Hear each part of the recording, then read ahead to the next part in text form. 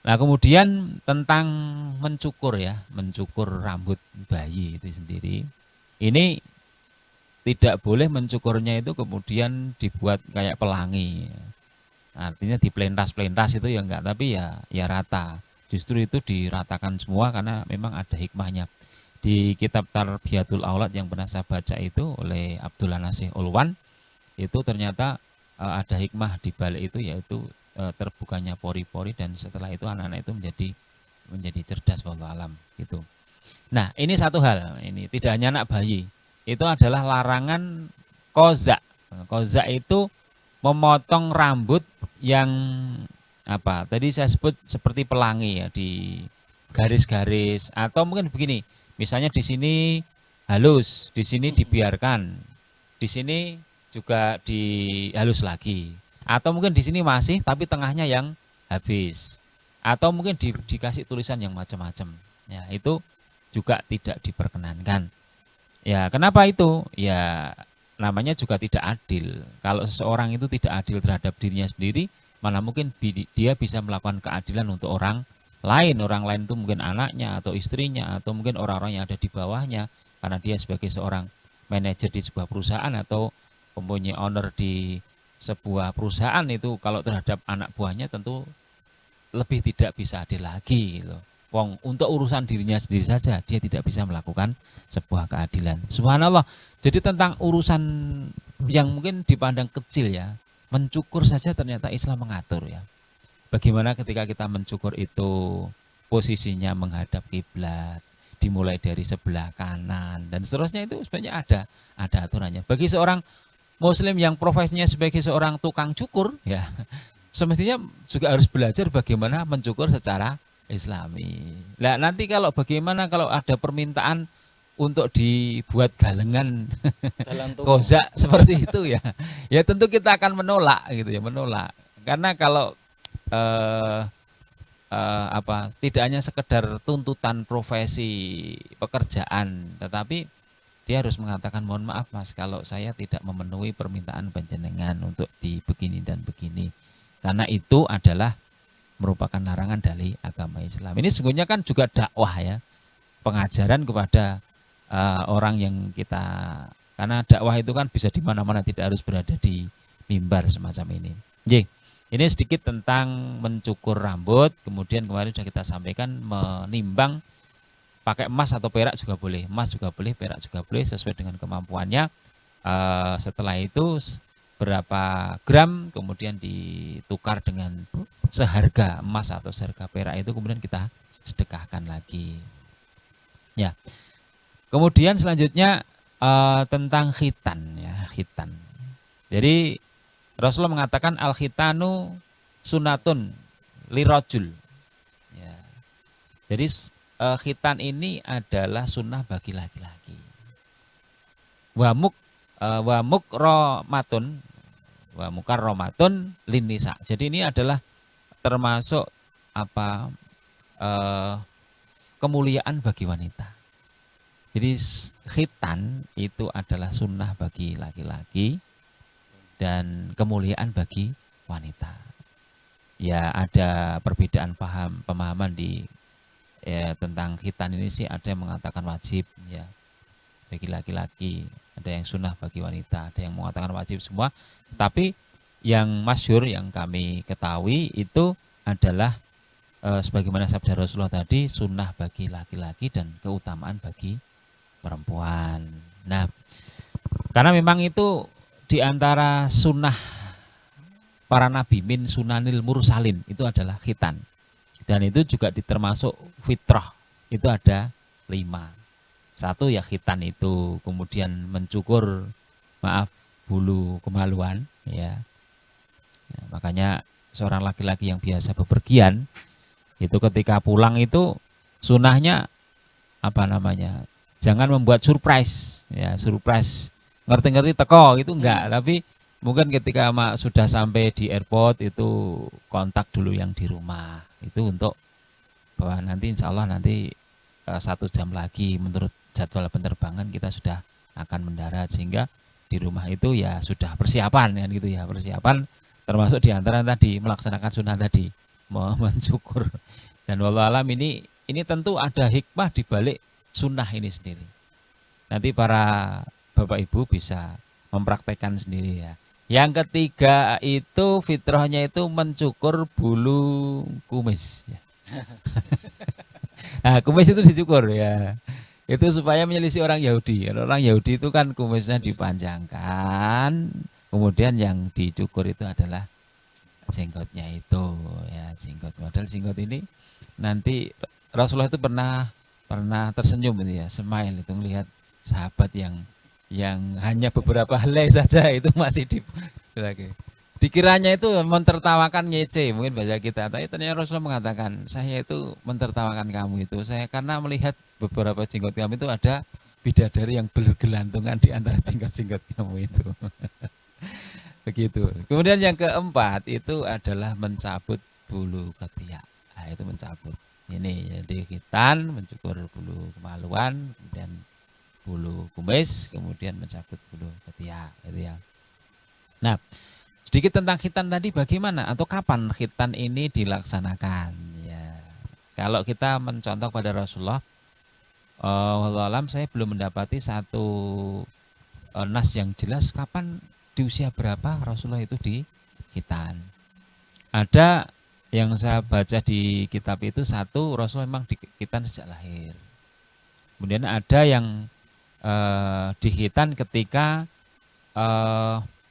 ada peristiwa beliau dibawa ke sumur Zamzam itu, dibelah dadanya oleh malaikat, nah, kemudian dibersihkan itu, dan saat itu kemudian di khitan. Tetapi ada juga riwayat mengatakan itu di khitan pada masa Abdul Muthalib oleh kakek beliau ya, pada masa ya kebiasaan orang Arab ya juga menghitankan kepada putranya itu. Jadi begitu.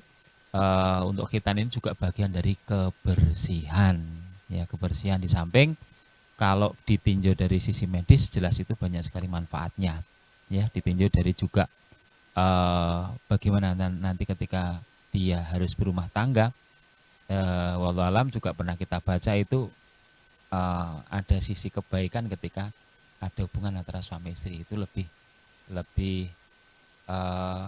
bisa mendapatkan kenikmatan lah, seperti itu. Nah, kemudian kalau kita tilik juga, khitan ini yang pertama dilakukan oleh Nabi Ibrahim alaihissalatu wassalam. Bahkan beliau itu berkhitan itu di usia yang sudah cukup tua ya, khitan dengan kampak ya begitu. Maka kalau Ibnu Taimiyah itu mengatakan bahwa setelah Nabi Ibrahim alaihissalam ini mendapatkan keturunan, yaitu dari ibu Sarah itu lahir Ishak, dan Ishak kemudian Yakub ya. Ini dan anak cucunya itu juga ada sunnah dari Nabi Ibrahim itu untuk melaksanakan khitan. Kemudian Nabi Ismail alaihissalam juga ada syariat, kemudian di sana ada khitan. Dan begitu. Jadi ini juga sangat penting untuk khitan. Lah khitan kalau ada sebagian saudara kita yang mentradisikan untuk apa istilahnya ya, gantung tip, nekake ya, seperti itu bagaimana? Ini ada kelompok umat Islam tertentu yang ekstrim pemahamannya, pokoknya nek ada orang ngundang son dalam rangka untuk khitan juga makat, ada langsung begitu, itu ada betul di tempat kami itu ada. Kemudian ada yang juga misalnya kelahiran 7 hari juga ngundang, juga mereka juga nggak berangkat. Mereka memahami khitan ini podo karo ngetok kuku dadaan nganggu, seperti itu ya. Ini kalau kami memahaminya seperti ini, Bapak Ibu dan para pemirsa semuanya. Jadi memang muamalah ini sangat luas sekali.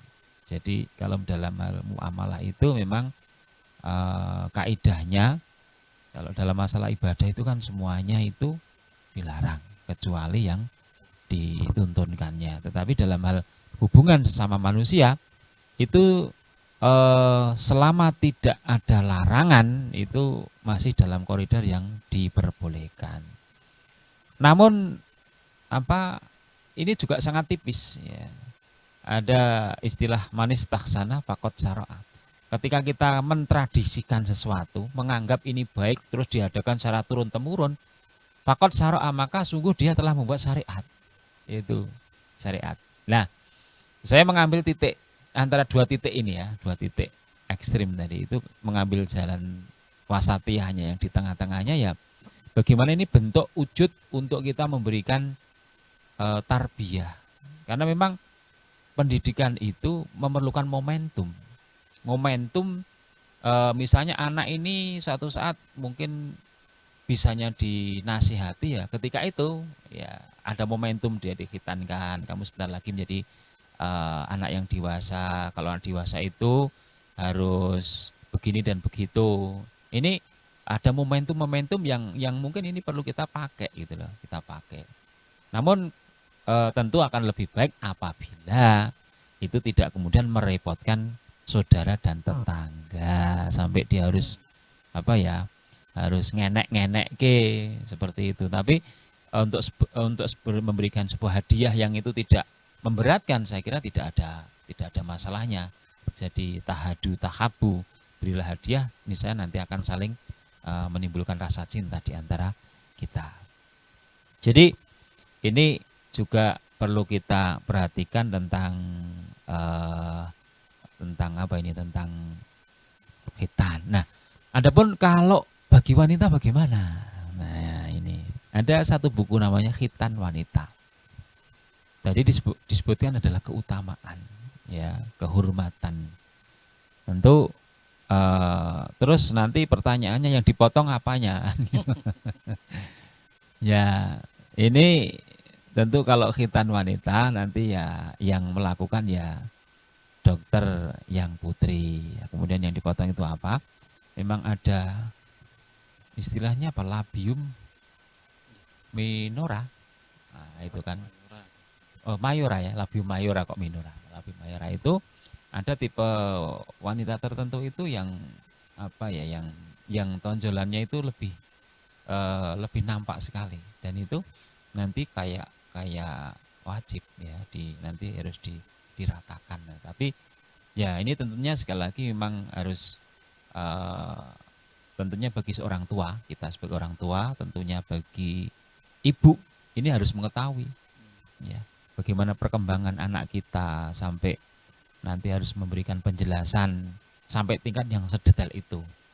Dan itu bukan sebuah aib ya, sekali lagi itu bukan aib, bukan hal yang tabu, bukan hal yang tabu, sehingga untuk bagaimana perlakuan kepada anak itu untuk kebaikannya di masa yang akan datang. Ini perlu ada penjelasan-penjelasan secara detail, tentu yang akan memperkenalkan itu adalah orang tuanya. Nanti mungkin pada pembahasan selanjutnya bagaimana memperkenalkan anak ini kok nanti dengan haid atau menstruasi dan seterusnya. Ini peran ibu atau pendidik atau ustadzah nanti yang akan menyampaikan hal itu.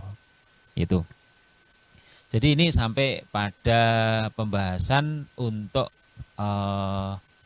khitan ya. Ya, mungkin dari sini dulu saya ada hal-hal yang mungkin barangkali perlu kita bahas, mungkin Ustaz Haris saya persilakan. Baik, pemirsa semuanya, luar biasa yang disampaikan oleh beliau Ustaz Aan. Barangkali ada pertanyaan-pertanyaan yang menggelitik atau terbesit dalam benak pemirsa semuanya. Di antara ini kami akan menanyakan beberapa hal pada Ustaz Aan ya. Ini Ustaz Aan, jadi tadi disampaikan ketika bayi baru lahir itu nggih, sunnahnya kan mentahnik nggih dengan mengunyahkan kurma. Nah, kemudian bagaimana misalnya kondisinya saat ini tidak persiapan? Kadang itu HPL-nya itu maju gitu ya. Kalau mundur sih relatif barangkali lebih siap ya. Ya memang lumrahnya dipersiapkan. Tapi kadang ada ya kasus misalnya maju sampai 1 bulan. Nah itu kemudian pas saat itu bayi udah lahir kok tidak ditemukan, tidak membawa kurma, itu apakah memungkinkan dalam hal ini secara teknis saja digantikan dengan yang lain, itu bagaimana menurut Ustaz Aan itu? Nggih. Jazakumullah. Tentang mentahnik yang tadi saya sampaikan jarang dilakukan, Kalau yang dilakukan Rasulullah memang saat itu dengan menggunakan buah kurma, ya karena memang kurma ini ternyata setelah diteliti memang kandungannya banyak sekali ya, luar biasa banyak sekali. Ini tentunya yang berbicara itu wilayahnya adalah seorang dokter. Nah, wallahu alam ya, kalau saya pernah mendapatkan keterangan itu bisa digantikan yang mungkin sekarang ada itu ya mungkin madu ya, madu. Cuman kurma sendiri juga saya kira sekarang juga banyak di toko-toko itu eh, sudah banyak ada di toko-toko lah. Apalagi mendekati bulan Ramadan semacam ini banyak sekali. Saya juga sudah mendapatkan hadiah kurma ini. Alhamdulillah. Jadi mungkin pakai madu ya, madu dipersilakan. Intinya memang sesuatu yang bisa dikecap oleh anak dan itu mengandung hal-hal yang bermanfaat untuk anak di usia itu dan tentu tidak membahayakan. Nggih, ngaten wallahu alam. Atau mungkin Ustaz, ada istilah itu inisiasi menyusui dini nggih. Jadi sudah kita ketahui kalau bayi lahir itu kan ditengkurapkan itu nggih. Terus kemudian dibiarkan ditengkurapkan di atas perut ibu, terus merangkak mencari yang di sana yang kami tahu itu ada semacam kolostrum. ASI pertama, ASI pertama itu yang warnanya agak kuning-kuning itu. Nah itu kalau secara medis nggih, tapi sebenarnya kan jauh sebelum itu Rasulullah ternyata sudah menyampaikan dengan mentaknik tadi ya, lepas dari itu sunnah kan kandungannya kurma kan setelah diteliti Ustadz sampaikan tadi banyak hal yang luar biasa yang barangkali sebagai orang awam kita belum ketahui. Oke. Kemudian Ustadz untuk dilanjut ke sampai ke khitan ya. Ke khitan maaf sebelumnya maaf Pak. Keliru belum suka khitan ya, di akikoh dulu. Kaitannya dengan akikoh, akikoh itu seperti yang Ustadz sampaikan dan kami juga ketahui itu kan sebenarnya dilakukan ke hari ke-7. Nah kemudian bagaimana dalam kondisi misalnya keluarga memang dikatakanlah kurang mampu, sedangkan di sana dikatakan ada sebuah hadis kalau tidak diakikoi atau belum diakikoi masih dalam tergadai. Nah itu bagaimana menyikapi fenomena seperti itu? Satu sisi ingin mengamalkan sunnah Rasulullah, sedangkan ada hadis tadi. Kemudian sisi lain juga secara ekonomi juga terasa berat. Apakah ada jalan keluar bahasanya solusi yang bisa ditempuh? Gitu Ustaz. Terima kasih. Jadi tentang akikoh yauma sabihi, apakah boleh dilaksanakan atau ada dispensasi? Tidak harus hari itu, ya memang betul sekali, sekalipun kelahiran ini ada HPL sudah dipersiapkan, tetapi yang menentukan sekali lagi itu hanya perkiraan ya. Wallahu akhrajakum min butuni ummahatikum la ta'lamuna syai'a. Jadi Allah lah yang mengeluarkan kamu dari perut ibumu ya. Kapan itu dilahirkan ya, kecuali ini karena sekarang ada teknologi namanya pembedahan sesar kan gitu, sehingga ada orang tertentu ben tanggal lahirnya biar jadi cantik gitu. Terus dibuat kelahirannya di sesar seperti itu. Terlepas dari itu, jadi ini secara normal artinya tidak direkayasa tadi itu, misalnya sudah dipersiapkan kelahiran normal, biayanya sekian, ini cukup untuk membeli 2 ekor kambing, katakanlah seperti itu. Ternyata sesar. Kalau sesar itu biayanya sekarang sekitar berapa? 15-an. Ada yang ya kalau di kelasnya di Gemolong ini 8 sampai 15 juta ya. Tergantung mungkin rumah sakitnya atau kelas ruang yang dipakai. Seperti itu. Nah, kemudian berkaitan dengan akikoh, kalau yang pernah saya baca di kitab Minhajul Muslim itu memang ada dispensasi untuk hari ke-14 ya, hari ke-14 atau hari ke-21. Ada pendapat juga yang mengatakan ya kapan dia bisa melaksanakannya. Bahkan ada yang sudah berumah tangga pun itu kemudian Ketika sudah diberikan kecukupan baru dia melaksanakan hakikoh itu. Nah, memang ketika kita melaksanakan ibadah ini tentu kita akan cari dasar dalil yang kuat ya, dasar dalil yang kuat. Nah, yang kalau di Muhammadiyah tentunya yang sudah ditarjihkan, yang paling arjah ya. Tarjih dari majelis tarjih itu maksudnya ada dua apa itu dasar dari hadis, misalnya dari sabda Rasulullah yang secara redaksional itu hampir sama, kemudian diambil dari mana yang paling arjah, yang paling kuat dipilih tentunya oleh para ulama di Muhammadiyah itu. Jadi kita kembalikan ke situ, itu satu, ya ke-7, kalau tidak mampu ke 14, ke 21 kita dapati itu ada di kitab Minhajul Muslim karya Abu Bakar Jabir Al-Jazairi ya, di sana disebutkan seperti itu.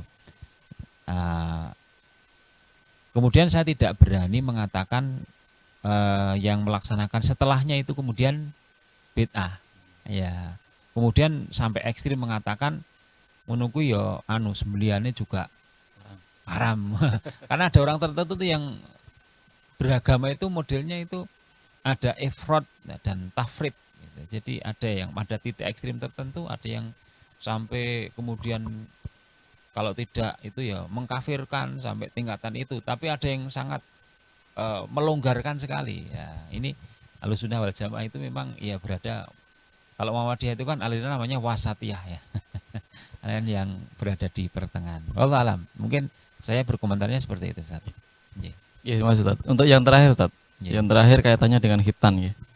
Yang khitan tadi kan barangkali belum diketahui kapan Rasulullah itu dikhitan.